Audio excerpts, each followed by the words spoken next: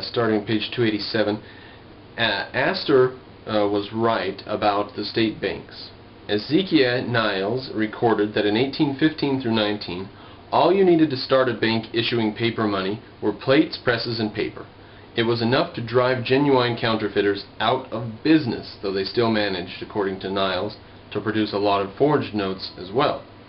He said that counterfeit notes from at least 100 banks were freely circulated in 1819. Many of the new banks were in converted forges, inns, or even churches, thus adding blasphemy to Jimrack finance. In 1819, there were at least 392 government-licensed chartered banks, plus many more unchartered ones, and the debt on public lands had jumped another 6 million to stand at 22 million.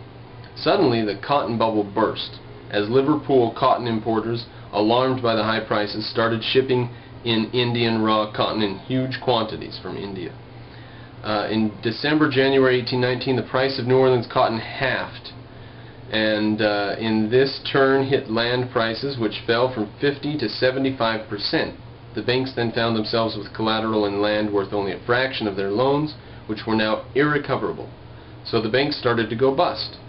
Jones compounded his earlier errors of inflation by abruptly switching to savage deflation, ordering the branches of the State Bank of the United States to accept only its own notes, to insist on immediate repayment of capital as well as interest, and by calling in loans.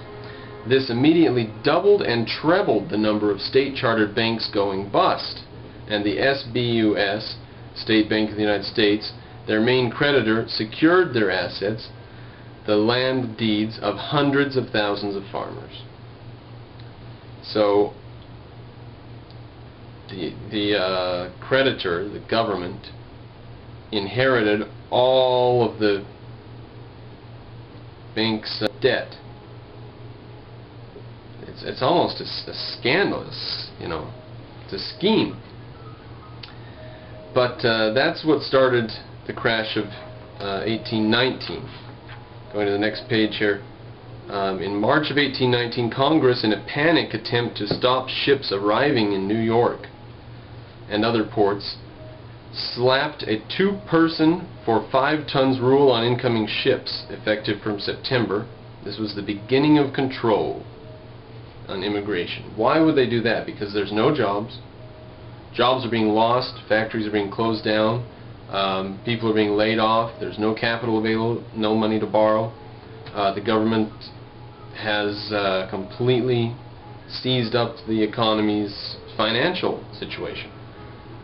Boneheads, frickin' boneheads. They shouldn't have had the power to do it. It should have been a free economy. It should have been a deregulated, decentralized, but no, they had the State Bank of the United States, the S-Bus, SBUS. And you thought an S-Bus was just something in modern computers. So, tens of thousands of immigrants continue to arrive, and they start doing immigration controls. So, the problem caused by government intervention then causes the government to intervene in immigration to help solve the problem that the government caused in economics. And then that will have its own implications for economics later, which we won't get into, of course. Going down just a bit here. There was something magnificent about the speed and completeness with which America recovered from this crisis, which within a year or two seemed a mere mishap, a tiny blip on a rising curve of success. Mass immigration soon resumed, thanks this time to Ireland. Hitherto America had taken in plenty of Ulster Protestants, and so on. The beautiful quickness with which America recovered, he says. That's nice, huh? Wish we could have gotten over the Depression that way.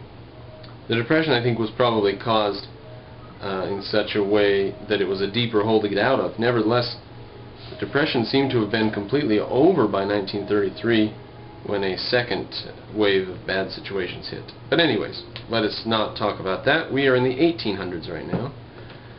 We are going now to The Americans by Daniel J. Borston. So we're going to page 252 here. The government promotion of railroads. and of the canals before them, which Carter Goodrich has documented. If you want to know about the government support of canal infrastructure in the early 1800s, talking from like 1802 to 1825, his name is Carter Goodrich. The promotion of the railroads is a parable of the distinctive roles of government in America. Communities grew and population expanded as government-aided canals and railroads were built ahead of the traffic. So they're built at an investment cost. Now, early on, Jefferson himself was in favor of this sort of a policy, and it had to be that way because, well, I mean, I shouldn't say that. It seemed to them inevitable that government should undertake large-scale investments. Like, we look at it as inevitable almost that NASA was started by a government, simply no place for the private economy to do it. Nowadays, though, large-scale infrastructure is undertaken all the time by rich investors, by the private economy. So, I mean, when we were going to do the Iraq War, talking about attacking Iraq or not, the Pentagon wanted to lease private transport to transport the army over there. Anyways, they didn't know that at the time. This was the very beginning of America. It had to exist for a while before people started getting obscenely rich and being able to do large projects. So they really had a view that big expensive projects had to be undertaken by the government because nobody could get really very rich. There wasn't very much wealth around. Okay, let us continue. So they built railroads ahead of the traffic. The railroads themselves brought into being the population that used them. Now that sentence right there, that the railroads brought into the population being the population that used them, is partly true and partly like boosterism, which a lot of rail lines were built which were never paid for themselves and then shut down. So they were built in the hopes that they would bring into existence a population that would use them. Now, he continues, whether this could have happened without the substantial government assistance is debatable, but the historical facts are clear. The westward expanders were pushing out to places they hoped to make into thriving communities. Their booster railroads universally expected help from public agencies. They were not disappointed.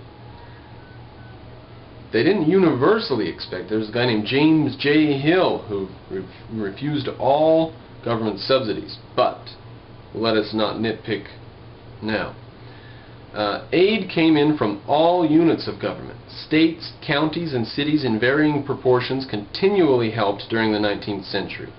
Federal aid came in great lumps when expansions met a large natural obstacle, where settlement was too sparse, or where local governments were too weak to give the needed help. First, in the great push across the Appalachians, the federal government acknowledged its responsibilities when, in 1806, Congress authorized surveys for a national road or turnpike, later commonly known as the Cumberland Road.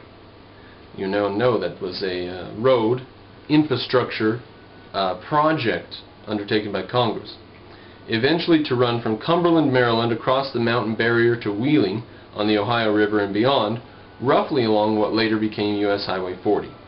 This road was constructed directly by the federal government.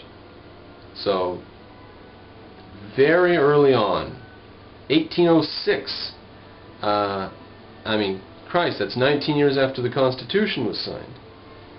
Not even a full generation goes by, and the government's undertaking projects larger than any other single project going on in the economy. Then in 1808, Albert Gallatin, Jefferson's imaginative Secretary of the Treasury, gave the Senate his remarkable report on roads and canals.